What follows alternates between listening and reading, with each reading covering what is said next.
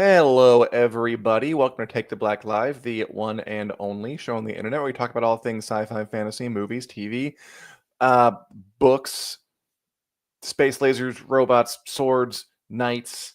What else we discussed in the day?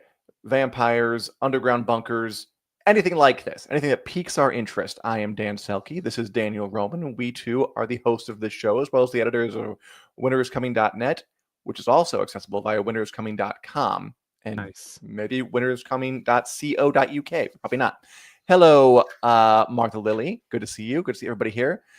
And as usual, we have a big one for you today. We were off last week and we ran our best shows of 2024 pre-recorded show. We're also going to have a best shows or the shows we're most looking forward to of 2025 coming up in a couple of weeks. But here for one last time in the year of our Lord 2024, we are here to come at you live and to discuss things with each other in a live setting and talk to you, talk to each other, talk about things. Daniel, what things are we talking about today? Well, it feels very circular, I don't think we started the year talking about this, but we're going to end talking about it. So it feels very full circle for some reason. Don't ask me why. It's the Wheel of Time. This is our last show of the year, and the Wheel of Time happens to be dropping a ton of news and updates and castings. They got a new trailer. So we're going to be talking about all that stuff. We've got some Game of Thrones, House of the Dragon type stuff to get through later in the show. And then, of course, we'll be telling you what we're watching, what we're reading, what we are enjoying as part of our overall human experience. But first, the wheel weaves as the wheel wills, and it wills that we talk about the Wheel of Time. You ready?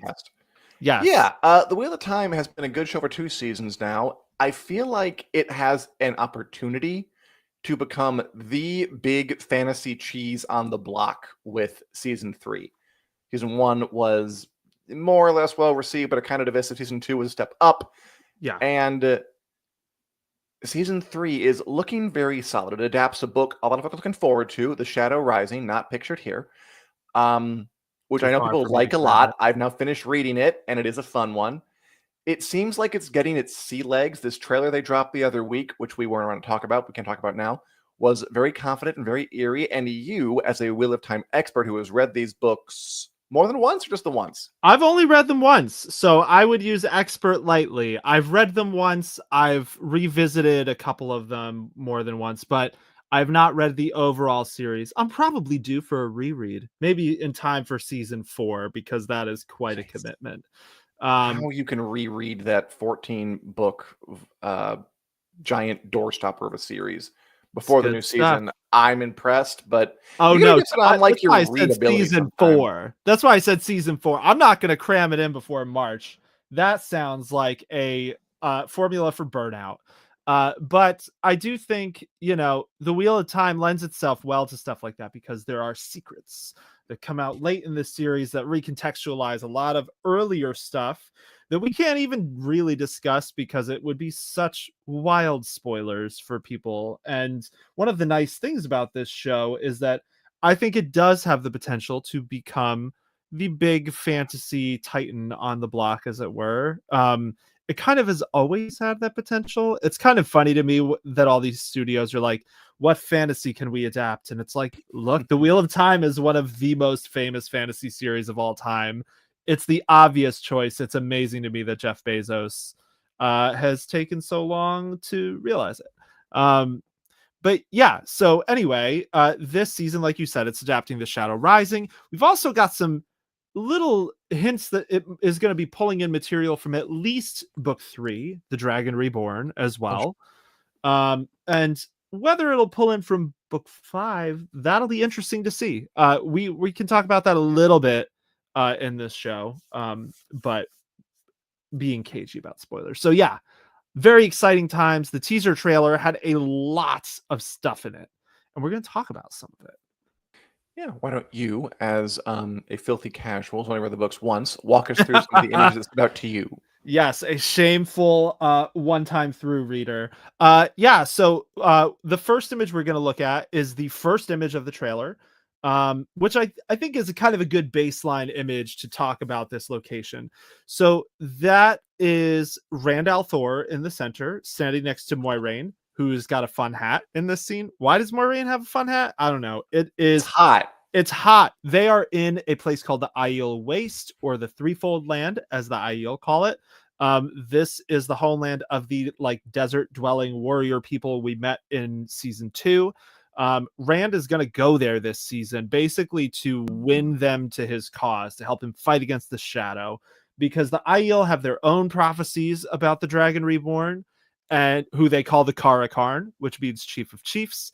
And the way the show is doing this is a little different than the books, but in the show, Avienda, the Maiden of the Spear, and her 2 friends, Bane and Chiad, saw Rand on the tower at Falm with the big fiery dragon, and that to them was the sign. Here's the guy we've been looking for. Let's bring him back to our people so that we can all know the time has come to fight the Shadow. The Aiel have been waiting for this, like culturally. This is a lot of their culture is built around this idea of waiting for this moment to happen. So, as part of becoming the Chief of Chiefs, proving himself, Rand will have to go to this city called Ruidian, which is a really, really beloved part of the books. It might be Ruidian. I'm sure I'm saying it wrong. Use your fantasy brain to interpret. I listen to the audiobooks. What do they say? So what does Michael I know Kramer what they call say. it? I know they say Moiraine, not Moiraine. And I don't care about that. And I know they say Roydian. Roydian, that sounds like something that happens to your butt when you poop too hard, so I'm not going to say it. Yeah, no, Ruidian. I always said Ruidian, and I am not Michael Kramer or Kate Redding, so I'm just going to keep saying that. But yeah, so this is a mysterious place that's covered in fog here. Rand essentially goes through visions there, and Moiraine goes there too, and she also gets visions. And this trailer is largely built around that. There are a lot of scenes of Rand walking by some glass columns, of this giant tree there that is also in Ruidian. That's the Avenda Sora, which is like the tree of life. Moiraine, basically, the show is doing some interesting things with this, where it's saying her visions are that if she doesn't die, Rand will die. That's a little different than the book, where we never quite learn what Moiraine saw in Ruidian. But yeah, this is something fans have been really looking forward to. So it is a big deal that we are getting it, and they seemingly put a lot of eggs in the Ruidian basket. Do you have any thoughts on Ruidian now that I've rambled endlessly? It's Roydian. Okay, next image. Okay, that's fair. So the next one we're going to look at is another Rand in the Aiel Waste picture. And this one we can just talk briefly about, because as I mentioned, season 3 is going to be a large portion of that is about Rand proving himself to the Aiel that he is the chief they want. That will not go uncontested. There is another dude who is incensed at the idea that Rand, who is a wetlander, as they call them, he's not from the Aiel Waste, is trying to claim this title. And that dude's name is Couladin. And he is an antagonist in the book. We know he's coming next season. We saw some scripts referencing a Couladin scene. And that is the dude standing behind Rand in this shot. And we know this because he's got dragon tattoos on his arms, which is a thing Couladin does, that the Dragon Reborn is supposed to get those tattoos. We don't really know how Couladin got them necessarily, but he's saying, this is my proof that I am the dragon. And they're debating this in front of the Aiel chiefs, is what this scene is. I remember reading that in the book and being like, couldn't anybody have just gotten dragon tattoos and claimed to be the Messiah? Isn't that prophecy a little vulnerable to exploitation? Yes, but it would be shameful. You would accrue an outsized amount of tow if you did that and be banished. An outsized amount of tow. Is that an Aiel thing? or Yes. some kind of thing for energy. That is an Aiel thing.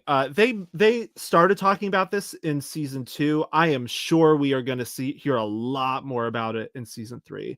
So this is coming from this system called Jie-To, which means honor and obligation. Oh yeah. I remember So that. when you do honorable things, you accumulate G. When you do dishonorable things, you accumulate To, which is obligation. So I assume if you pretend to be the Dragon Reborn, you owe the Aiel people an awful lot of obligation.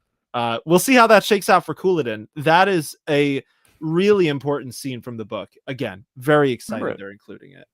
I just finished reading this book for the second time, and Nice. because I'm committed, and I remember it. I'm looking forward to Yes. seeing it next image. Yeah. Yeah, so the next one, and we are just glossing through a few Ooh. images here. This trailer is absolutely packed. We did do a full breakdown of this at winteriscoming.net. If you want to go read it, we'll have a link in the chat at some point during this show. But this scene is interesting because this is not from The Shadow Rising, what we're looking at here. It is from the previous book, The Dragon Reborn. So here we're seeing Egwene's accepted trial. You remember Nynaeve's accepted trial, right, Dan? It From was season good. Yeah, 2? I liked it. Yeah, it was a highlight of the season. So this is the According to you. trial that Aes Sedai novices go through to basically elevate to accepted, which is the next rank up. They go through these 3 arches where they're given visions. Visions, everyone's going to get a lot of visions in season 3 probably, and in this show in general. So Egwene is the Yeah. person all the way on the left in this scene. And she survived the stuff with the Seanchan. She survived a lot, but she's still a novice, and the Aes Sedai are not fans of cutting corners. So she is going to have to go through these trials. That's Siwan Sanchi in the middle, who the One Power is coming off of. Next to her on the left is Leanne Sharif, who's her Keeper of Chronicles. I don't know who the person on the right is. That looks like a new character. So, yeah, very cool to see this because, you know, it's been an open question how much stuff from the Dragon Reborn they were going to include this season. So, yeah, looking forward to that. Yeah, I mean, I've read the first 4 books, and I have said before that I don't mind them remixing things because, to be entirely honest, if you have the entire span of books in front of you and you can massage them in a way that makes sense for TV, you're gonna do some combining and some cutting because there are things that repeat themselves in those books. I've had some folk argue forcefully that, like, why aren't they doing the entirety of the Dragon Reborn and the entirety of the Shadow Rising? I'm like, because the Great Hunt and then the Shadow Rising are basically like the Great Hunt and then the Dragon Reborn are kind of the same book over and over. You can match some stuff. Yeah, the Wheel of Time is one of those series where, like, I give it a lot of flexibility in terms of how it can adapt the books, because I think a straight adaptation would have been absolute madness. There's no way to do it. It would have been like 15 seasons long, and that's just not realistic for a show like this. Like, the actor playing Rand would have been like 50 by the time it ended. Like, you just can't do it. Yeah. So yeah, I agree with you. Like, having the whole span of the books in front of you, like figuring out how to best make that work for TV. Because you're right, those first 3 books. So this is like a spoiler, non-spoiler. Rand basically fights as Shamael at the end of each of those 3 books. So it absolutely, I remember reading The Dragon Reborn and being like, I just want him to do something a little bit different at the end of one of these books. I was like, is he dead yet? Yeah. Come on. Let's get a move on this thing. Yeah. So that's part of the reason it's a good series to adapt, because there are things to tweak. There are things to kind of massage. Yeah, totally. And I think after this point, so after that first trilogy of books, I do think they get a little more varied, especially in the middle. So it'll be interesting to see how they make the following seasons work, because they have a lot of ground to cover, and it's not as easily condensable, all of it, as the stuff with Ishamael was. But yeah, so this is cool. Excited to see this. I also need to point out the weave colors here. The special effects have just gotten better and better on this show. So they're white and blue. That's because it's spirit and water. The weaves are different colors, and I think that we're going to see that even more this season, which is really exciting. Neat. But let's take a look at our next image, and we'll keep this one brief. So we included this one because so obviously this is Rand and Moiraine standing before the Aiel Wise Ones, who are basically the Aiel's. Yeah, they're the equivalent of Aes Sedai, but for Aiel. Not all of them have the one power, but these are women, usually later in life, but a group of women who advise the chiefs and who the chiefs cross at their own peril. Like they're not technically the rulers of the Aiel, but everyone listens to them because they'd be fools not to. So in order to get permission to do things like go to Ruidian, Rand and Moiraine have to present themselves to these wise ones. I thought it was interesting. This trailer puts such a large focus on the idea that Moiraine will have to die. Yes, it does. So without getting too heavy into spoilers, beyond the Shadow Rising, I will say she does not die in the Shadow Rising. So it seems like they are looking to some other plot beats from other places in the series, and like you said, thinking about ways to work them in here. So I am, I'm speculating here. I'm a little worried that we may see the last of Rosamund Pike, or the last of her at least for a while this season. Do you think that they're going to kill off Moiraine, Dan? I mean, I haven't gotten this far in the books. I don't know. I'm going to guess she dies in the books eventually. I'll never tell. I can make it tell me. I didn't that the press release was talking about like the Wheel of Time is a show about Rand al'Thor, young farm boy, yada yada yada.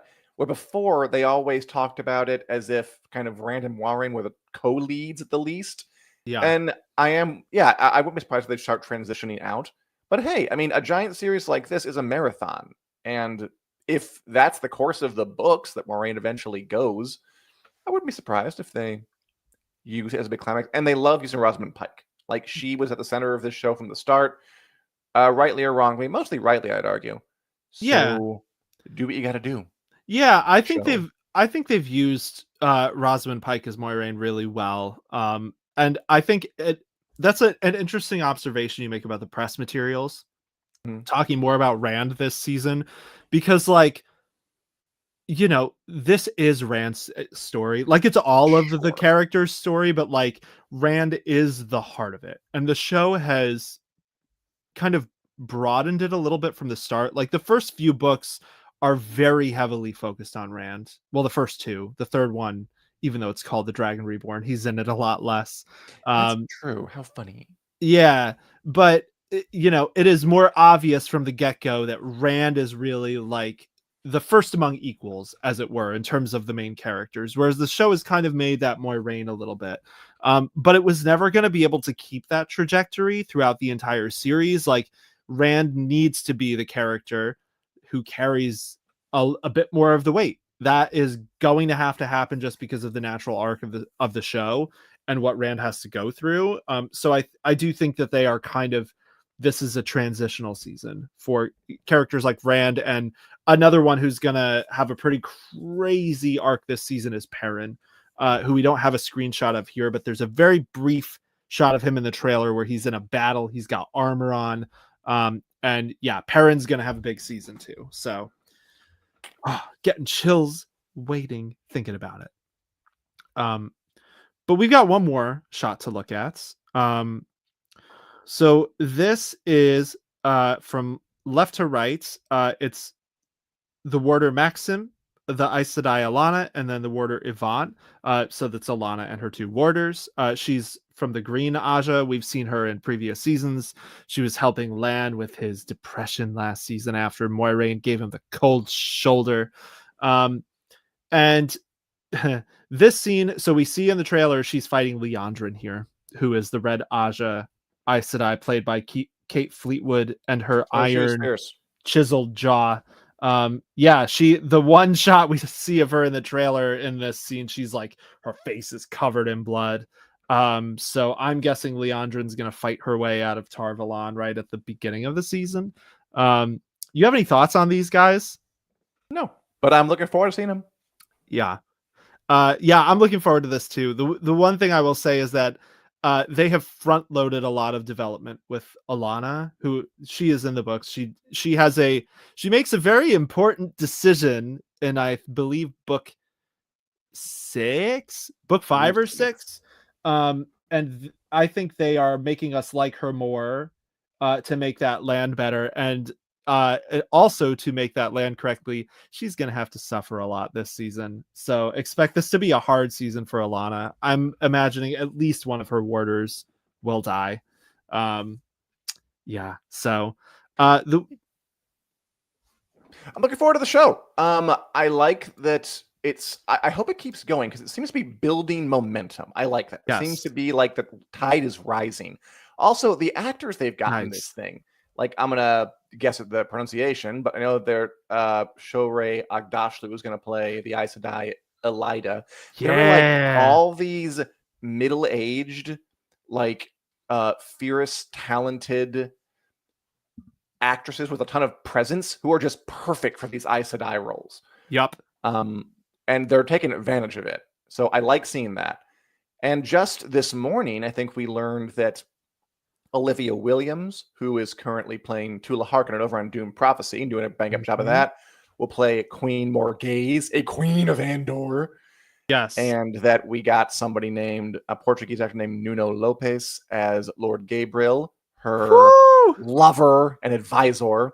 Yeah, And then that's a they're loaded casting these. one. I think Daniel knows something, people. Yeah. And then a couple of actors who are going to play her children, who are big characters who haven't been introduced yet. We got Luke Featherston, who's doing this kind of I wish I was James Dean look, as Gawain, Elaine's brother, and then Callum Kerr, who's doing this. I think I'm in a Netflix Christmas comedy movie, as their other older brother, Galad. Two important characters that we haven't introduced yet. This ensemble is huge, and they seem to actually Yes. be trying to include a lot of them, even though they only have 8 episodes per season or so. It's an impressive, ambitious feat. Also, in a fun little aside, the press release got the details wrong. They said that James Dean was playing Galad and Netflix Comedy Man was playing Gawain, and they got like the ages wrong, but they fixed it. I was almost going to write a post about like Netflix or Amazon corrects mistake, but then they emailed us and were like, sorry, we made a little mistake. Please change the number. Oh, okay. I'm sporting. Please don't shame us further.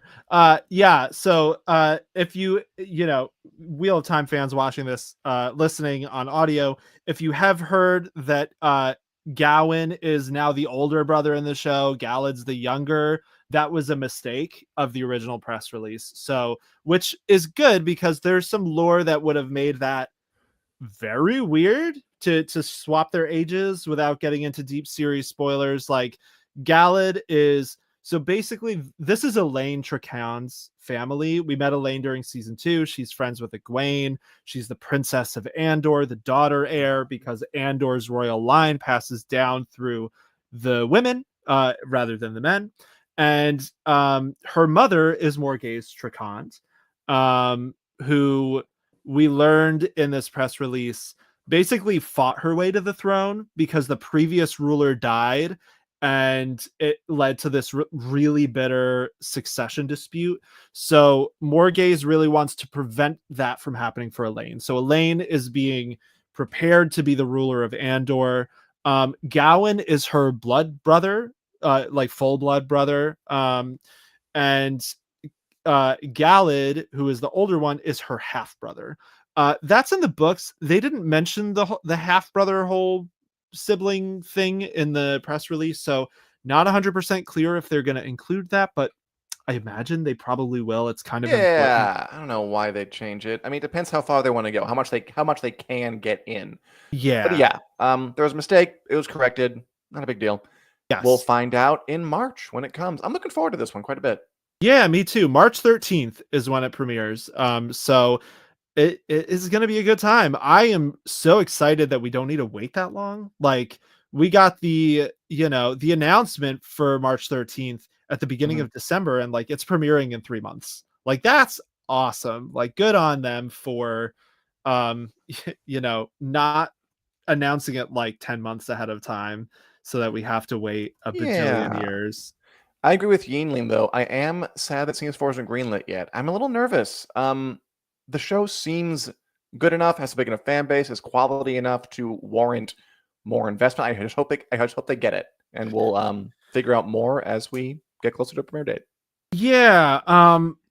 You know, when was season 3 renewed?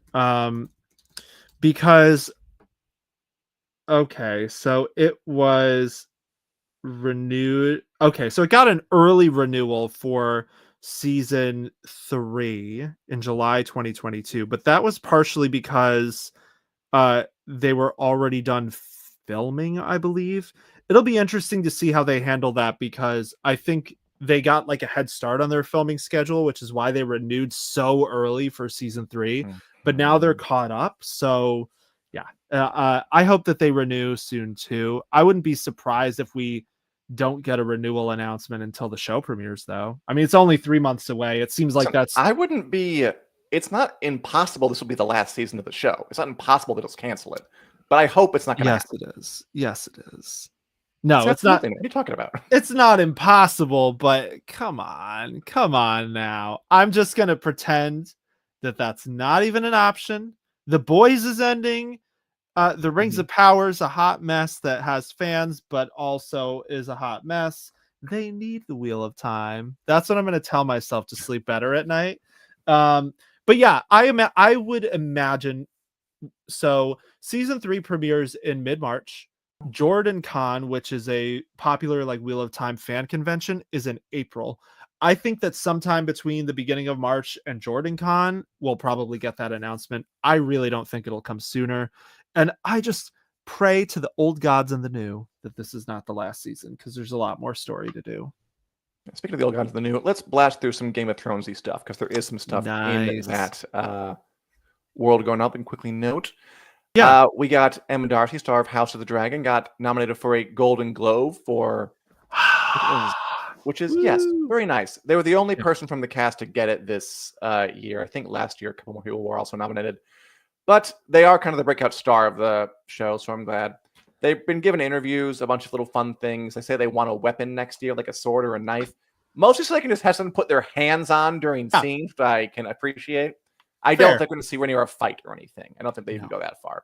That's not her style. I also really liked her talking about, the best thing I liked out of these little interviews with Emma Darcy was them talking about how Rhaenyra is becoming more fanatical and kind of believing her own hype a bit. I think of maybe the scene where she locks a bunch of peasants in a room with a dragon and just tells them, have at it, and then stares down creepily from the balcony with glassy eyes as they all get chomped. And they were talking about, I want to test the audience's loyalty. I wonder how unsympathetic she can be. I would love that. I think the show has had a pretty big problem with not letting characters be bad or make bad decisions, and I'd be all for them really digging into Rhaenyra's darker side. Yeah, that makes me really happy to hear too, because that's them saying it. Like, they didn't write it. Yes, that's true. This is just Emma Darcy's take on it, and I think Emma Darcy's take is really on point, because like that's kind of the whole story. Like, my greatest fear with the way the show handles Rhaenyra. So in Fire and Blood, her trajectory is basically that she becomes so unlikable and awful that it turns a lot of people against her. And one part of that is propaganda, and a very large part of it is her own actions. So I think we need unsympathetic Rhaenyra. And my biggest fear is the show will go fully the route of, she's a person doing her best and they turned on her anyway. And I think that would be just such a missed opportunity for to make Rhaenyra as juicy as she is in the novel. So fingers crossed. Listen to Emma Darcy, Ryan Condal. Yeah. Please. Other Game of Thrones things happen. We got a new Game of Thrones video game called Game of Thrones King's Road coming out sometime next year. It looks actually pretty. Here's the thing. It looks like a proper game. You play as a northern bastard, but not that northern bastard.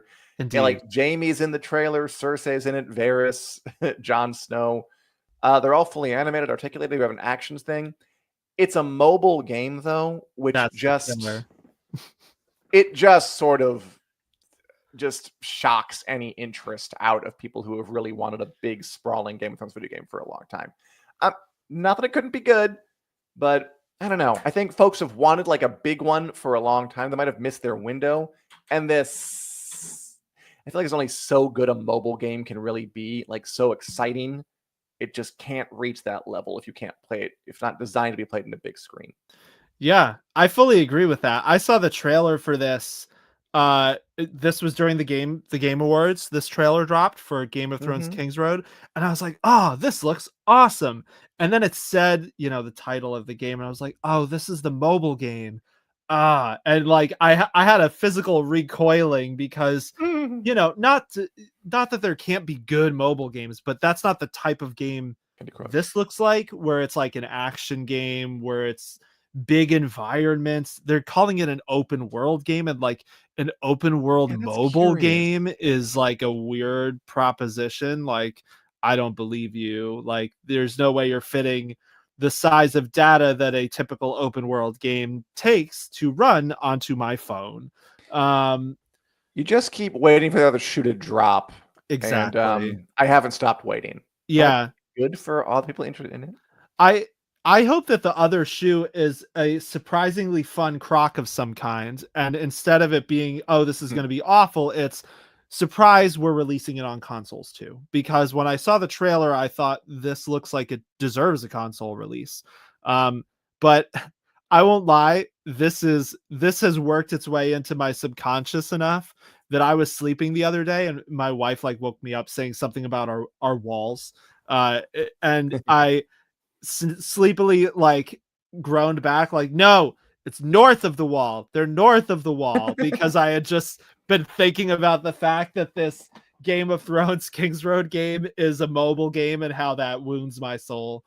Because like you said, people have been waiting for a proper Game of Thrones video game on console for a long time. We just haven't really gotten one, and I don't know that we will, but we'll It's see. haunting your dreams. Wow. apparently You take your work home apparently with you. I'm upset enough that I'm grumbling about the Kings Road game in my sleep. Make of that what you will. This is what we do for love on this podcast here, listeners and viewers. Funny stuff. By the way, Julie, hello. Can't be with us today for an Hi. appointment. That's fine. Have a good time. Wish us a Merry Christmas. Hope all's well. This is our last live show of the year. We'll have a pre-recorded show out on New Year's Day. We'll probably skip next week being Christmas Day. But yeah, we don't see you guys again. Merry Christmas, and then we'll see you in the new year, live, of course. Finally, in Westerosi news, there's a new A Song of Ice and Fire calendar on the way. With that, they have one of these every year.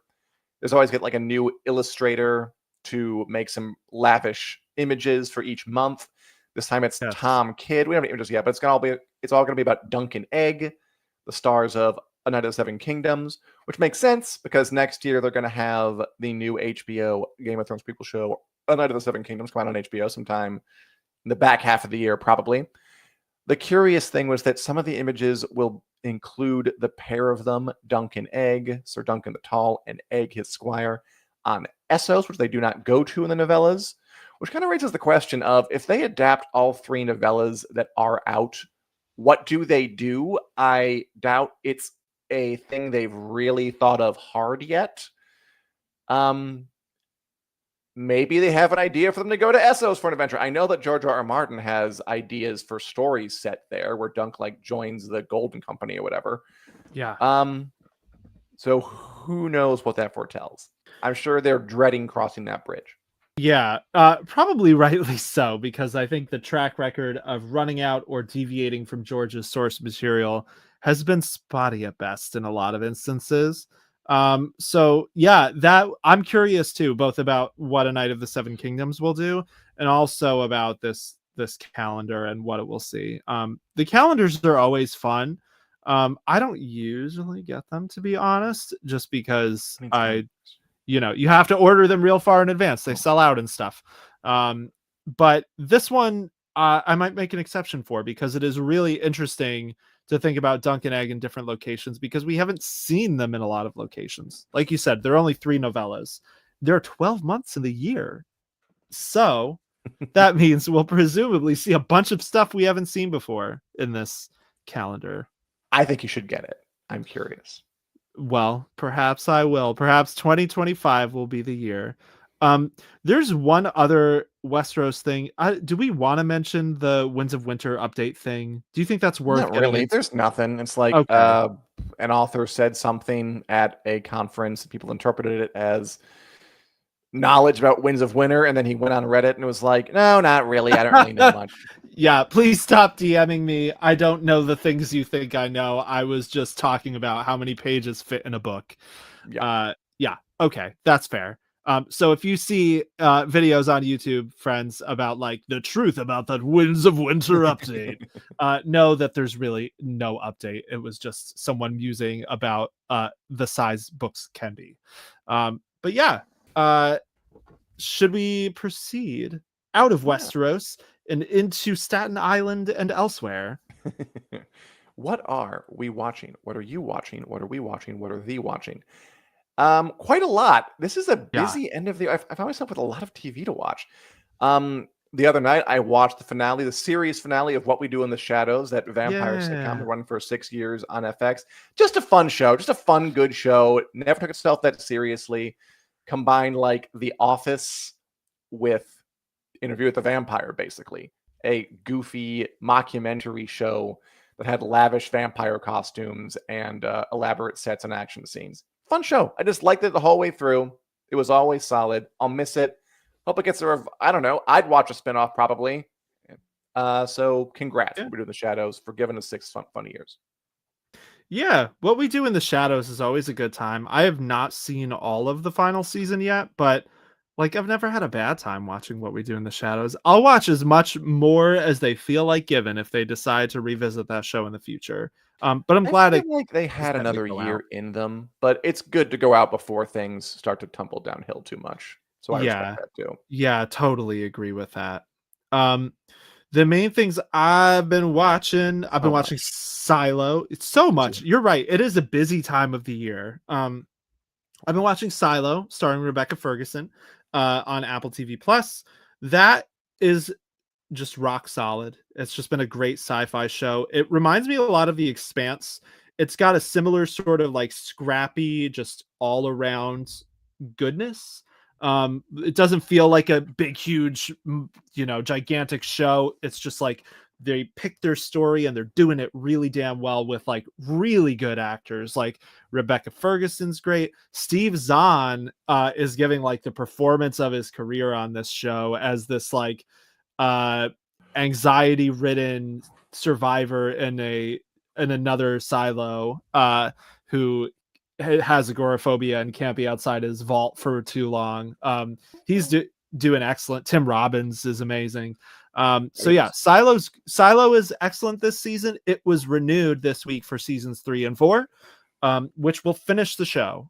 Speaking of shows that are going out on their own terms, that is what they estimated for like finishing the book trilogy by Hugh Howey. Yeah. So that's the right call for that show, in my opinion. I will hop on this train, especially now that I know it's going to finish. It's going to have like a completed series. I just got to find Yes. some time. There's too much going on. Like I'm also watching that Star Wars Skeleton Crew show, which is cute. Are you? Yeah, I mean they're only like half-hour episodes. Yeah. I mean, Are you again, enjoying it? yeah. I mean, I'm watching it half out of so I'm able to like talk about it intelligently and review it and edit Yeah. things, and half because I mean I've seen worse. Yeah. It's diverting. It's cute. It's got an 80s vibe. I can't say that I'm like thrilled to bits by it, but yeah. Kids are lost in space. Got to get home. Jude Law is winning as a sort of sulky, sassy, force-using criminal captain. I like him. Yeah. I like the prosthetic blue elephant boy. I think he's fun to look at. And it's been nice. Yeah, I agree. I have been enjoying Skeleton Crew. I really don't like the Suburbia planet because it just Yeah, depresses you me. really hated it. I don't Just quite a- know why. Look, all I'm saying is Anakin Skywalker's life as a literal slave was less depressing than the life of those children and their standardized tests on that planet. I think Um, Daniel might have some issues we can dig into another time or in therapy or something, possibly, but go possibly. on, go on. But I will say, so Skeleton Crew, I am enjoying it. I think it's a lot of fun. The thing that is making it me not be like too hard on it is that I think Skeleton Crew is like a kids show that's not ashamed to be a kids show, and I Yeah. give it a lot of credit for that because it's not trying to, you know, capture all the adults in the room. Like it's a show about a bunch of kids and they're Yeah. being a bunch of Yeah. kids, and like that's cool. So like I'm not the target audience for it, so like why would I like hard critique it? You know what I mean? Like ask the kids what they think of it because I imagine a lot are probably really enjoying it. And I Yeah, love, yeah. yeah, I'm really ask happy the if people are kids. fucking to that. Yeah, yeah. I also am loving the like pirate vibes. The one of the people who worked on it said they were inspired by these games called Monkey Island, which were very old LucasArts games about Dude. pirates. And I think that vibe comes through in Skeleton Crew a lot. I played Monkey Island, yeah. Okay, yeah. So you know, Guybrush Threepwood. I mean, it's very obviously Treasure Island too, especially this Totally. last one with I haven't seen the new one. I need to with watch old that one blind still. Pew as the robot. Fun. Yeah, it's and Jude Law as Long John Long John Silver. Silver. Yeah, Yeah. That the makes parallels sense. are very much there. By Yeah. the way, Chris left some messages away, but I hope I'm not embarrassing you. But just FYI, I also saw Joker 2, and I also thought it was whatever. And I also want to see Severance season 2 very, very badly. Here come January. Yeah. Same. Coming in January. The other things there's just so much right now.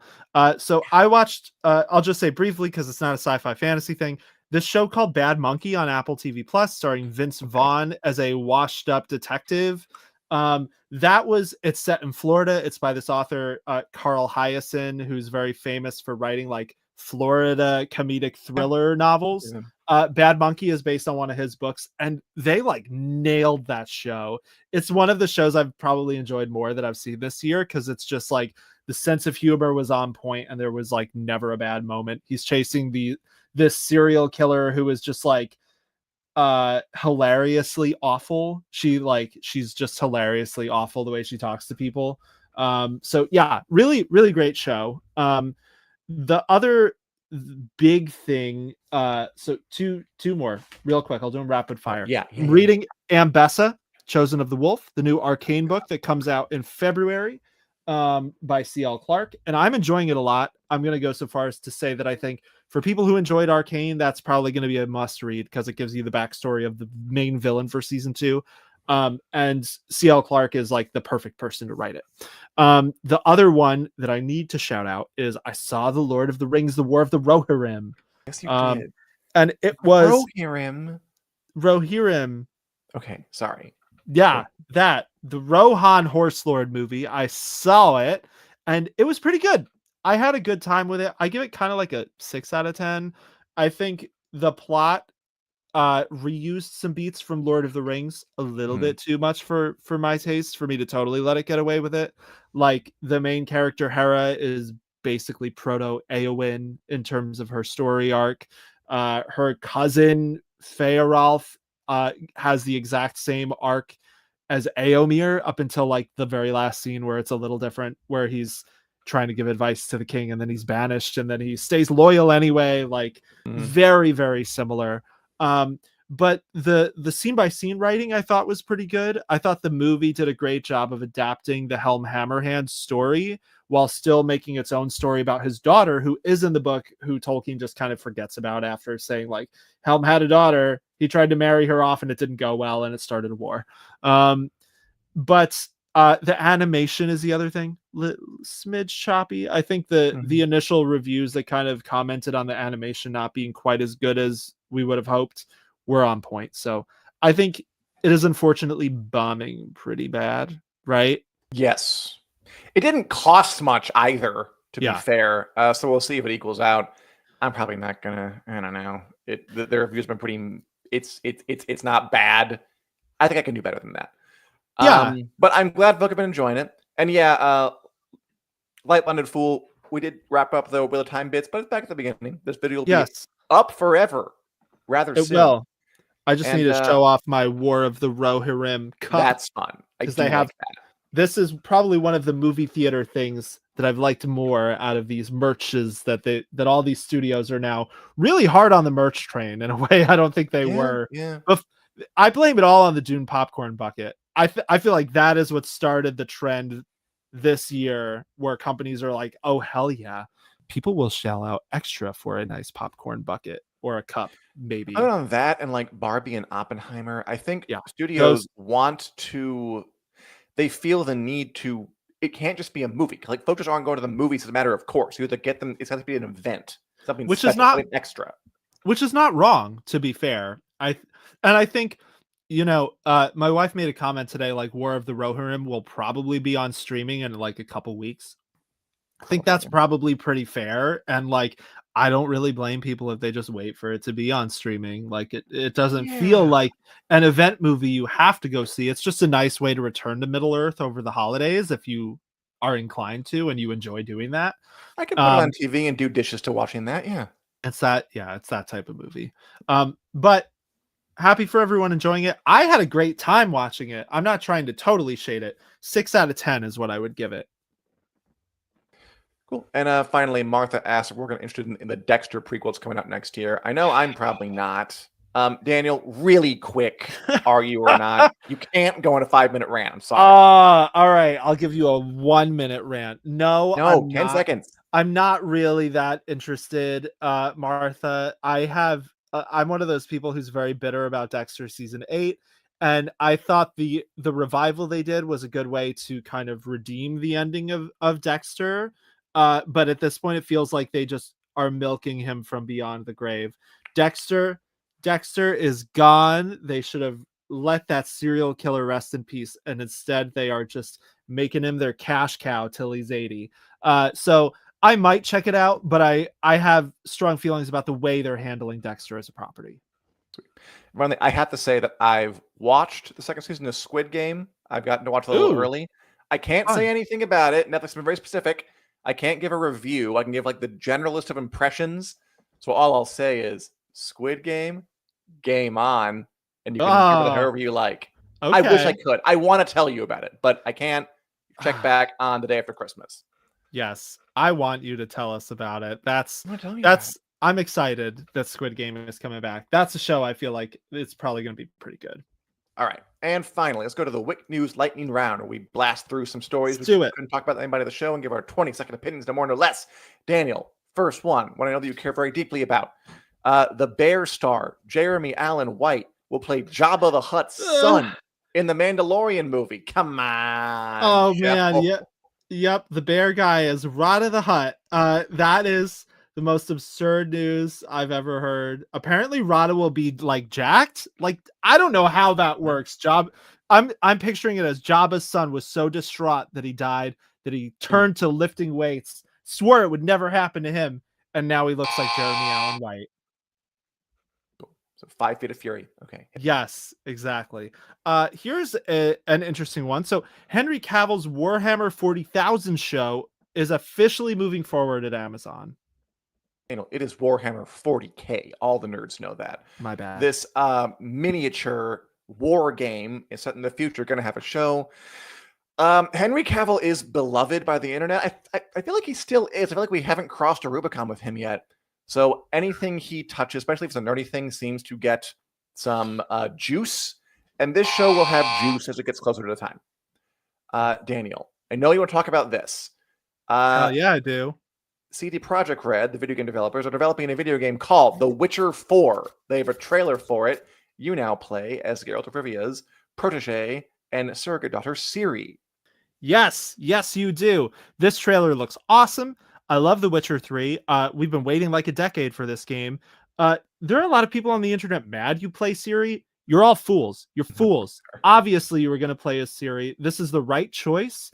They set this up perfectly in The Witcher 3, and that's the course of the books too. So, like, yeah, Siri, I'm ready for a Siri game. Give it to me now. Okay. Now that I've ranted and insulted people on the internet, which that's none of our viewers. Let's be real here. Look up. It's a teaser for the new Superman trailer, which is coming tomorrow. Yeah, tomorrow. Obviously a big deal. They want to make a Superman movie. There have been a lot over the years. He doesn't seem to have the instant hit maker status of Batman, who's just in the cinemas round the clock, round the year, every couple of years a new one. But they're going to try again. And James Gunn is a talented man, so I'm curious to what he can bring anything new to this 100-year-old story. Yeah.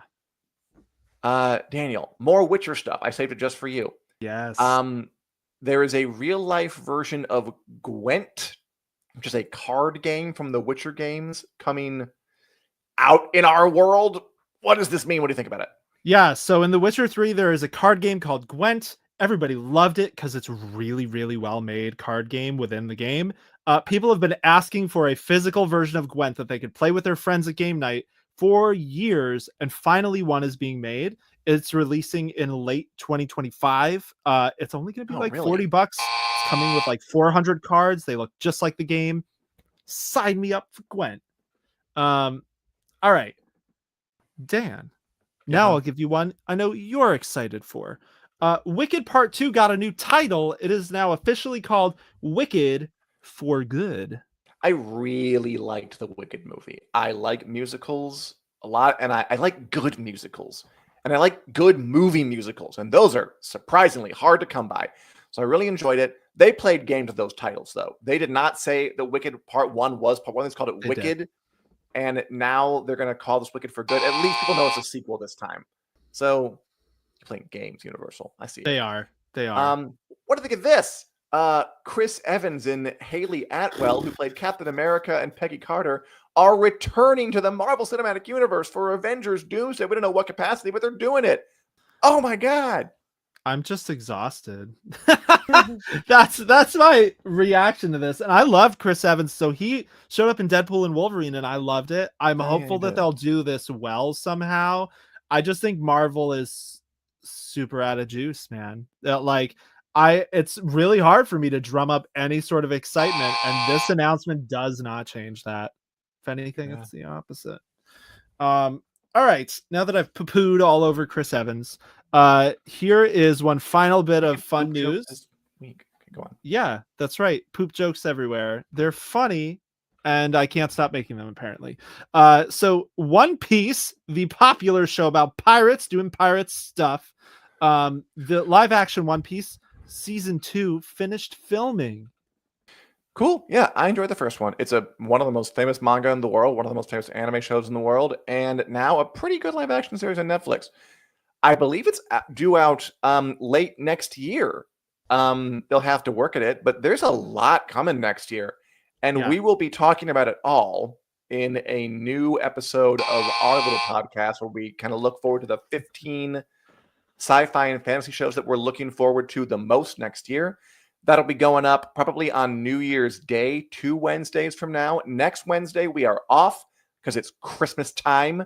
So happy holidays. Merry Christmas. Yeah, enjoy, happy holidays. Relax, chill, eat cookies. And then we'll be back the Wednesday after New Year's Day for a new live show for a new live year. So thanks for watching, everybody, all this year. Thanks for watching us today. If you want to watch more of us or listen to us in podcast form, you can go do that. iTunes, YouTube Music, our YouTube backlog. We can see us talk with our mouths while we discuss things like this. That can be fun. And thanks for a fun year. I've enjoyed talking to you, Daniel. I've enjoyed talking to all of you. Right back at you, Dan. Comments. It's been a great year here on the show. Isn't it? From all of us at the pod to all of you, Merry Christmas, happy holidays, good luck, good night, and goodbye. Ho, ho, ho, and take care.